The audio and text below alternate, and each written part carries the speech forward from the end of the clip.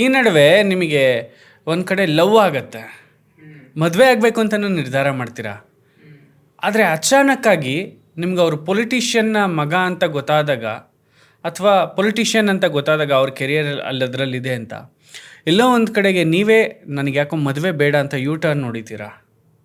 ಯಾಕೆ? ಒಂಟಿ ಜೀವನ ನಿಮಗೆ ಇಷ್ಟನಾ ಅಥವಾ ಹೇಗೆ? ಆ್ಯಕ್ಚುಲಿ ಆಕರ್ಷ್ ಏನು ಗೊತ್ತಾ, ಸೊ ನಾನು ಆ ವ್ಯಕ್ತಿನ ಮದುವೆ ಆಗಬೇಕು ಆ ಥರ ಥಿಂಕಿಂಗಲ್ಲಿರಲ್ಲ. ಆ ವ್ಯಕ್ತಿ ನನ್ನ ಸೆಕೆಂಡ್ ವೈಫಾಗಿ ಲೈಫ್ನ ಇಟ್ಕೊತೀನಿ, ಜೀವನ ಪೂರ ನಿನ್ನ ಜೀವನ ಸಂಪೂರ್ಣ ನಾನು ನೋಡ್ಕೊತೀನಿ. ನಿನಗೇನು ಬೇಕು ಜೀವನದಲ್ಲಿ ಎಲ್ಲವನ್ನು ನಾನು ಕೊಡ್ತೇನೆ, ನಿನಗೇನು ಯಾವುದು ಕುಂದು ಕೊರತಿಲ್ದಂಗೆ ನೋಡ್ಕೊತೀನಿ ಅಂತೇಳಿ ನನ್ನ ಲೈಫಲ್ಲಿ ಆ ವ್ಯಕ್ತಿ ಬರ್ತಾರೆ.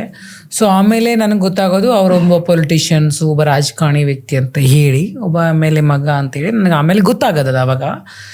ಸೊ ಅದಾದಮೇಲೆ ಅವ್ರಿಗೆ ಮದುವೆ ಆಗಿರುತ್ತೆ. ಸೊ ಅವ್ರಿಗೆ ಆದಂಥ ಕುಟುಂಬ, ಫ್ಯಾಮಿಲಿ ಅದೆಲ್ಲ ಇರುತ್ತೆ.